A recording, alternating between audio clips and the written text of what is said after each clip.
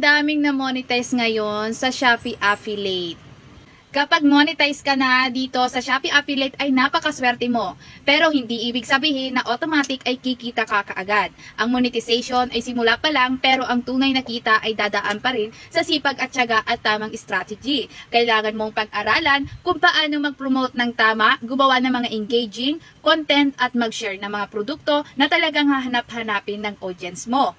Kung hindi mo siya pagtatrabahuan, baka hindi mo rin maramdaman ang resulta. Pero kung consistent ka, matyaga at marunong mag-engage sa mga viewers mo, doon mo lang makikita na unti-unti itong magiging source of income.